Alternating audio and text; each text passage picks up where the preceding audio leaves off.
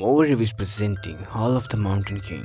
इस कहानी में हमें बताया जाता है कि जंगलों के उस पार एक बहुत खतरनाक मॉन्स्टर रहता है और जो जंगलों के उस पार जाता है वो उसे जिंदा नहीं छोड़ता। अब हम एक राज्य को दिखाया जाता है जिसमें क्रिस्टीन नाम की एक राजकुमारी रहती है। ऐसा कहा जाता है कि अगर राजकुमारी की शादी 18 साल से पहले नहीं हुई तो मॉन्स्टर उसे उठाकर ले जाएगा।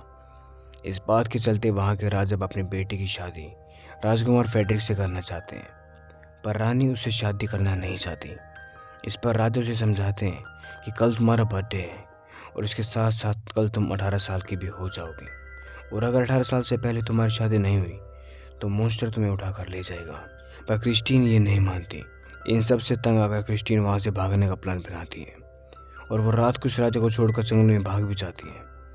अब कहानी में हमें स्पेन को दिखाया जाता है जो पास के ही गांव में रहता है और इस वक्त खाने की तलाश में जंगल में इधर उधर घूम रहा है। वहाँ पर क्रिस्टीन को अचानक देखकर वो घबरा जाता है और वहीं पर गिर जाता है, पर क्रिस्टीन उसकी मदद करती है। स्पेन ने जो खाना कलेक्ट किया था वो खाना क्रिस्टीन को ऑफर करता है क्योंकि वो बहुत भूखी थी। वो इतनी भूखी थी कि वो उसका सारा खाना खा जाती है और फिर वो उसे थैंक यू बोलकर वहाँ से चली जाती है। और स्पेन जब वापस घर आता है, घर आने के बाद स्पेन के फादर उसे खाना मांगते हैं, लेकिन वो उन्हें सिर्फ एक एप्पल देता है क्योंकि उसके पास सिर्फ यही बचा था। इस बात पर उसके पिता बहुत गुस्सा होते हैं और अब वो स्पेन के भाइयों को खाना लाने के लिए कहते हैं। रात को जब सो जाते हैं तो स्पेन को ऐसा महसूस होता है कि उसके आसपास कोई है। उसे गुर्राने की आवाज़ें आती है, इसलिए वो एक तार को जलाकर हवा में घुमाने लगता है, पर इससे उसका पूरा घर जल जाता है। अब हम क्रिस्टीन को देखते हैं जो जंगल में ही है और अचानक उसे एक अजीब सी आवाज़ आती है जिसे सुनकर उसका घोड़ा उसे गिराकर वहाँ से भाग जाते हैं। और तभी हम देखते हैं कि वहाँ पर एक बड़ा सा मॉन्स्टर आ जाता है और क्रिस्टीन को अपने साथ ले जाते हैं। सुबह होने पर स्पेन के पिता देखते हैं कि पूरा घर जला हुआ है। वह इस पर बहुत गुस्सा करते हैं, पर स्पेन उन्हें कह देता है कि रात को एक मॉन्स्टर आया था और ये सब उसी ने किया है।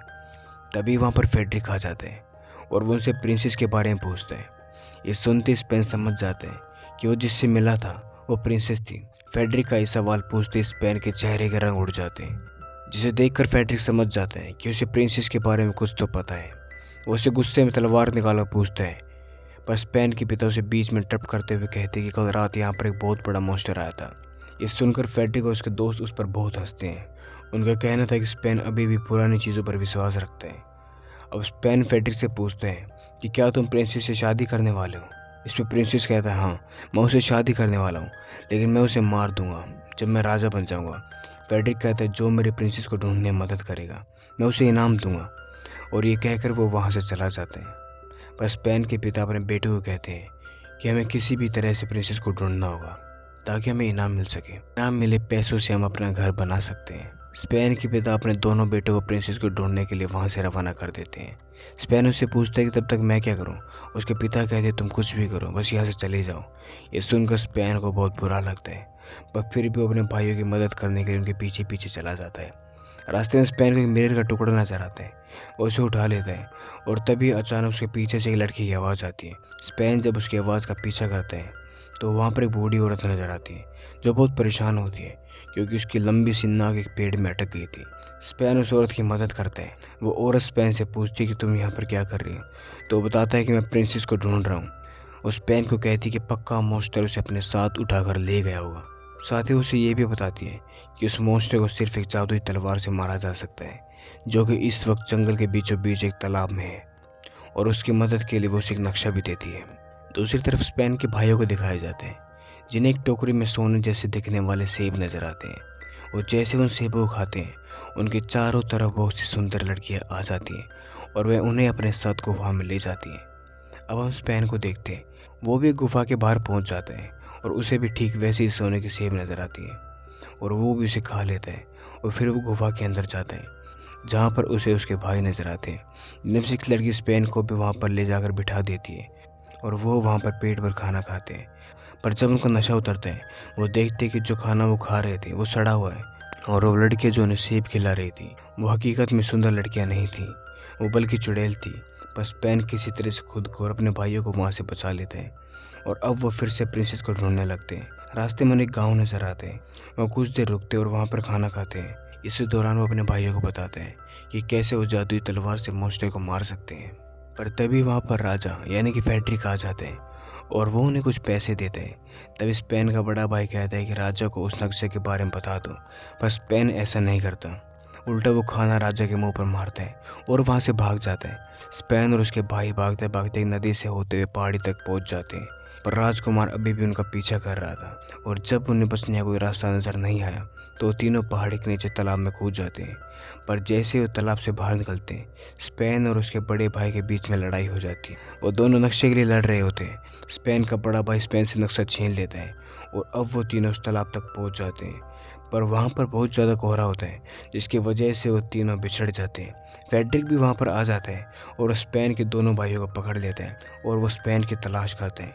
वहीं दूसरी तरफ हम स्पेन को देखते हैं, जो बड़ी मुश्किलों से होते हुए फाइनली तलवार को ढूंढ लेते हैं और वहाँ से निकलकर स्पेन अब प्रिंसेस को ढूंढने लगता है। पर तभी स्पेन को फेडरिक नजर आता है, जिसने उसके भाइयों को बंदी बना रखा था और वो उन्हें अपने साथ ले जा रहा था। अब अपने भाइयों को बचाने के लिए स्पेन भालू की पोशाक पहन लेते हैं और उन्हें डराने की कोशिश करते हैं। वो उन्हें डरा तो देता है, पर अफसोस एक आदमी के टकराने की वजह से वो गिर जाता है और तभी उसकी पोशाक भी उतर जाती है, जिससे फेडरिक उसे पहचान लेता है और अब राजकुमार इन तीनों भाइयों को बंदी बना लेते हैं। रात के समय जब वो खाना बना रहे होते हैं तो खाने की खुशबू से मॉन्स्टर भी जाग जाते हैं और वो वहाँ पर आकर उन पर हमला कर देते हैं और स्पेन की भाई और राजकुमार को उठाकर ले जाते हैं। स्पेन और उसका बड़ा भाई अब तय करते हैं कि वो अपने भाइयों को बचाने के लिए अब उस गुफा में जाएंगे। दूसरी तरफ हमें दिखाया जाता है कि फेडरिक प्रिंसेस को देखकर उसे कहता है कि वो उसे यहाँ पर बचाने के लिए आए, जो कि बिल्कुल सच नहीं था। ये सारी बातें स्पेन का छोटा भाई भी सुन लेता है और वो सारी हकीकत प्रिंसेस को बता देता है कि फेडरिक बस तुम्हारी दौलत हासिल करने के लिए तुमसे शादी करना चाहता है और राजा बनने के बाद वो तुम्हें मार देगा। इस पर प्रिंसेस उससे पूछती है कि तुम कौन हो। तब वो बताता है कि हम तीन भाई तुम्हें ढूंढने आए हैं, पर रास्ते में मॉन्स्टर ने हमें पकड़ लिया। और प्रिंसेस को यही बताता है कि उसके भाई को उस मॉन्स्टर को मारने के लिए एक तलवार मिली है, वो हमें बचाने के लिए ज़रूर आएगा। और तभी हम देखते हैं कि स्पेन और उसका बड़ा भाई गुफा में एंटर कर चुके होते हैं और रास्ते में एक गड्ढे में गिर जाते हैं, जहाँ पर उन्हें प्रिंसेस और उसका भाई नजर आता है। उन्हें देखकर वो बहुत खुश होते हैं और अब वो मिलकर गुफा से बाहर निकल रहे होते हैं कि तभी वहाँ पर मॉन्स्टर उड़ जाता है। वो खुद को बचाने के लिए पहाड़ी के ऊपर की ओर भागते हैं, पर मॉन्स्टर भी उनका पीछा करते हुए वहाँ पर आ जाते हैं और इससे पहले कि स्पेन उसे तलवार से मारता, फेडरिक और उसके भाई मॉन्स्टर को पत्थर से मारने लगते हैं, पर इससे उस मॉन्स्टर पर कोई असर नहीं होता। फिर स्पेन को उस मिरर की याद आती है जिस पर वो सूर्य की रोशनी डालकर उस मॉन्स्टर की आंखें जला सकता था और इसीलिए अब वो सूर्य उदय का इंतज़ार करते हैं और किसी तरह से खुद को मॉन्स्टर से बचाए रखते हैं। और जैसे ही सनराइज होता है, स्पेन उस मिरर की रिफ्लेक्शन को मॉन्स्टर पे गिराता है, जिससे वो मॉन्स्टर जलने लगता है और धीरे धीरे वो पत्थर बन जाता है। दरअसल ये मॉन्स्टर कभी भी सूर्य की रोशनी में नहीं निकल सकता था और जैसे सूर्य की रोशनी उस पर गिरती है उसका अंत हो जाता है। और अब ये सब लोग वापस महल में आ जाते हैं, जहाँ पर प्रिंसेस के पेरेंट्स उसे देखकर बहुत खुश होते हैं।